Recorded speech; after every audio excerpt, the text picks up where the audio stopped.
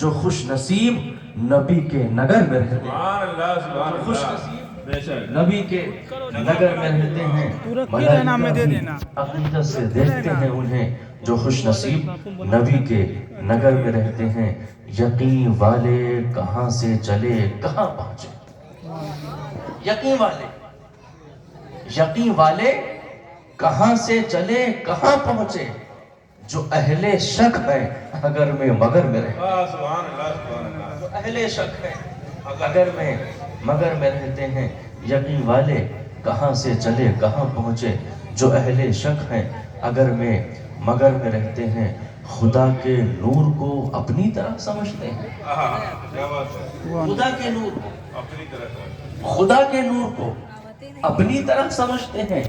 یہ کون لوگ ہیں کس کے اثر میں رہتے ہیں، یہ کون لوگ ہیں کس کے اثر میں رہتے ہیں، خدا کے نور کو اپنی طرح سمجھتے ہیں۔ یہ کون لوگ ہیں کس کے اثر میں رہتے ہیں، رہیں وہ اپنوں سے غافل، ارے معاذ اللہ، رہیں وہ اپنوں سے غافل، رہیں وہ اپنوں سے غافل، ارے معاذ اللہ، خوشا نصیب ہم ان کی نظر میں رہتے ہیں، خوشا نصیب ہم ان کی نظر میں رہتے ہیں۔ رہیں وہ اپنوں سے غافل، ارے معاذ اللہ، خوشا نصیب ہم ان کی نظر میں رہتے ہیں۔ وہ اور ہی تھا جو قوسین پر نظر آیا، وہ اور ہی تھا جو قوسین پر نظر آیا، وہ اور ہی تھا جو قوسین پر نظر آیا۔ ملک تو اپنی حد بالوں پر میں رہتے ہیں، ملک تو اپنی حد بالوں پر میں رہتے ہیں، ملک تو اپنی حد بالوں پر میں رہتے ہیں۔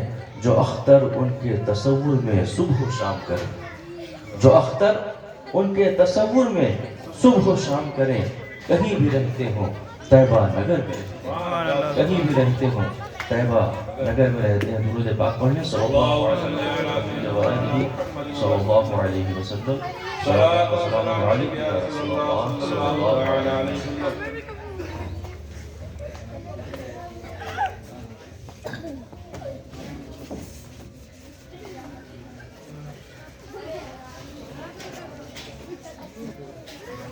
حضرات، میں نے بہت ہی مشہور و معروف آیت کریمہ کی تلاوت کی سعادت حاصل کی ہے۔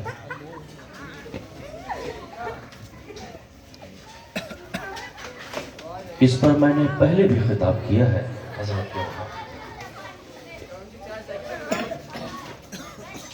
تو خالو نے بتایا یہاں کا ماحول کیا ہے، تو میں نے سوچا کہ ایسی گفتگو کی جائے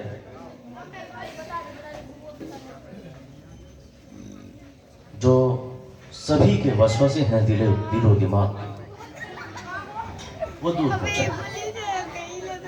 تو اس موضوع پر میرا خطاب پہلے بھی ہو چکا ہے اسی گورکھپور میں، تو میں چاہوں گا کہ پھر اسی موضوع پر، بہت اہم موضوع پر گفتگو کرنا چاہوں گا، اور کچھ اضافی چیزوں کے ساتھ۔ اس کا سیدھا سا ترجمہ سلیس، ہم بارگاہ خداوندی میں عرض کرتے ہیں، خدا نے ہمیں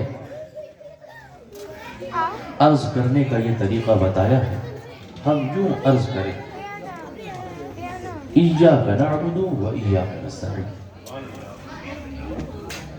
ہم تجھی کو پوجتے ہیں، تیری ہی عبادت کرتے ہیں، اور ہم تجھی سے مدد مانگتے ہیں۔ نماز کی ہر رکعت میں ہم بارگاہ خداوندی میں، اور نماز سے ہٹ کر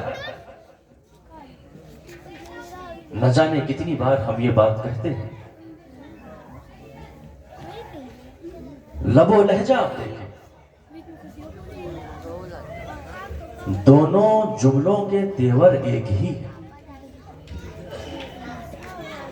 صیغے ایک ہے، انداز بیان ایک ہے، نحوی ترکیبیں،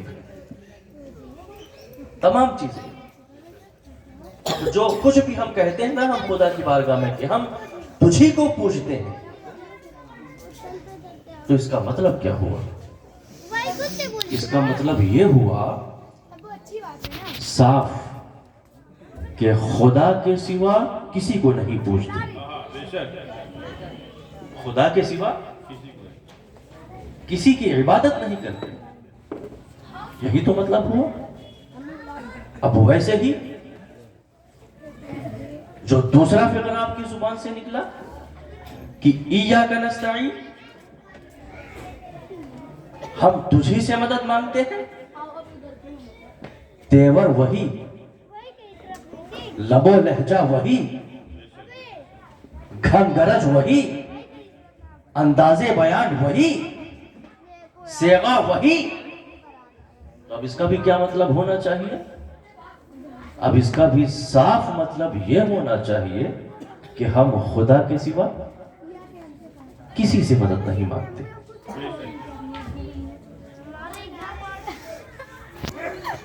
تو کیا یہ سچ ہے؟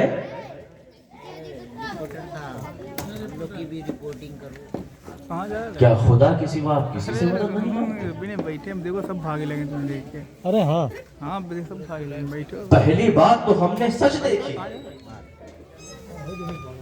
پہلی بات جو آپ نے کہا کہ ہم خدا کے سوا کسی کو نہیں پوجتے، تو ہم نے آپ کو خدا کے سوا کسی کو بھی پوجتا ہوا نہیں دیکھا. نہ زندوں کو پوجتے ہیں، نہ مردوں کو پوجتے ہیں، نہ غریب کو پوجتے ہیں، نہ دور کو پوجتے ہیں. انتہا ہے کہ جس کعبے کا رخ کرتے ہیں اسے بھی نہیں پوجتے. تو جو کہا، ہم نے دیکھا کہ آپ کی زندگی کا کوئی لمحہ ایسا نہیں ہے جس میں آپ خدا کے سوا کسی کو پوجتے ہو، خدا کے سوا کسی کی عبادت کرتے ہو.